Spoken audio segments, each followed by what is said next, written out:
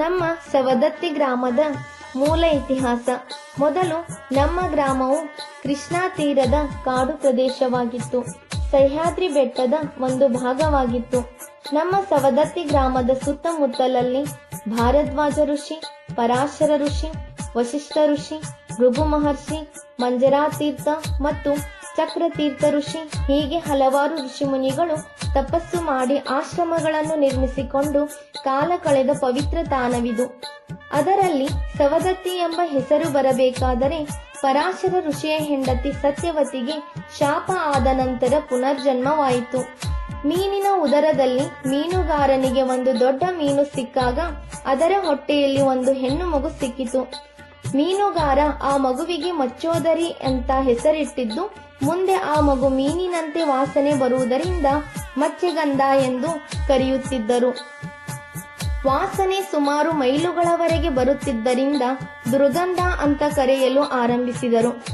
ಒಮ್ಮೆ ಪರಾಶರ ಋಷಿಗಳು ಕೃಷ್ಣಾ ನದಿ ದಾಟುವ ವೇಳೆಯಲ್ಲಿ ಆ ದಡದಿಂದ ಈ ದಡಕ್ಕೆ ಜನರನ್ನು ಸಾಗಿಸಲು ನದಿಯಲ್ಲಿ ಮೀನು ಹಿಡಿಯುವುದರ ಜೊತೆಗೆ ನಾವನ್ನು ದುರ್ಗಂಧಾದೇವಿಯೇ ಮುನ್ನಡೆಸುತ್ತಿದ್ದಳು.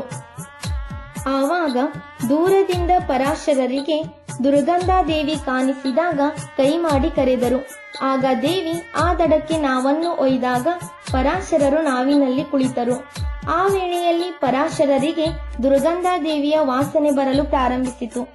ಆಗ ತೀಕ್ಷ್ಣವಾಗಿ ಪರಾಶರರು ತಮ್ಮ ದಿವ್ಯ ದೃಷ್ಟಿಯಿಂದ ದುರ್ಗಂಧಾದೇವಿಯನ್ನು ನೋಡಿದಾಗ ಪರಾಶರರಿಗೆ ಇವಳು ತಮ್ಮ ಮಡದಿ ಸತ್ಯವತಿ ದೇವಿಯೇ ಅಂತ ಮನದಟ್ಟಾದಾಗ ಮೋಹಿತರಾಗಿ ದುರ್ಗಂಧಾದೇವಿಯನ್ನು ಸ್ಪರ್ಶಿಸಿದರು.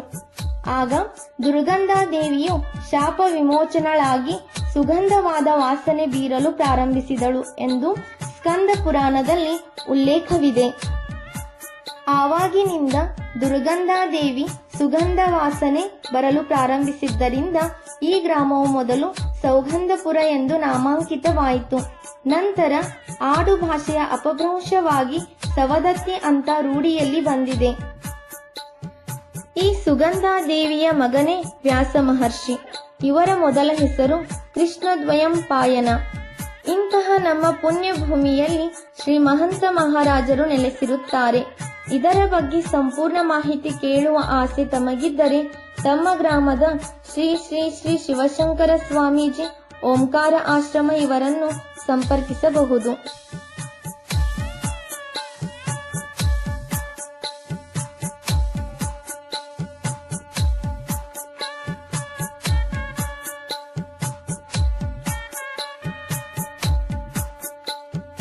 ಈ ರೀತಿ ಪೌರಾಣಿಕ ಇತಿಹಾಸವುಳ್ಳ ನಮ್ಮ ಗ್ರಾಮವು ದೇಶಕ್ಕೆ ಸ್ವಾತಂತ್ರ್ಯ ಸಿಕ್ಕ ನಂತರ ಗ್ರಾಮ ಪಂಚಾಯಿತಿಯು 1952ರಿಂದ ಪ್ರಾರಂಭವಾಗಿದೆ.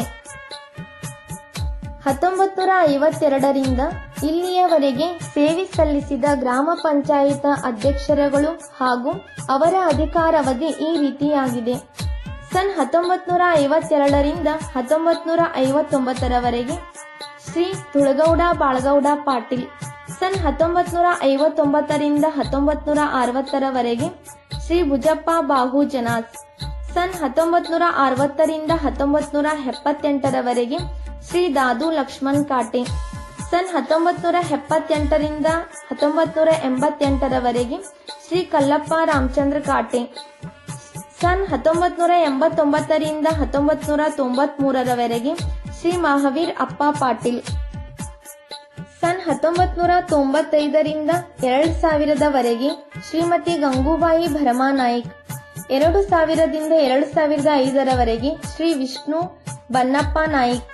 ಸನ್ 2005ರಿಂದ 2010ರವರೆಗೆ ಶ್ರೀಮತಿ ಮಹಾನಂದ್ ಬಾಬು ಮೈಶಾಳೆ ಹಾಗೂ ಶ್ರೀ ದುಳಗೌಡ ಇರಗೌಡ ಪಾಟೀಲ್. ಸನ್ 2010ರಿಂದ 2015ರವರೆಗೆ ಶ್ರೀ ಧುಳಗೌಡ ಇರಗೌಡ ಪಾಟೀಲ್, ಶ್ರೀಮತಿ ಸೇವಂತ ವಸಂತ ಕಾಂಬ್ಳೆ, ಶ್ರೀಮತಿ ದೀಪಾ ವಸಂತ್ ಗಾಣಿಗೇರ್. ಸನ್ 2015ರಿಂದ 2020ರವರೆಗೆ ಶ್ರೀ ರಾವ್ಸಾಬ್ ಬಾಬು ಕಾಟೆ, ಶ್ರೀ ಅಜಿತ್ ಬಾಳಪ್ಪ ಖೆಮಲಾಪುರೆ.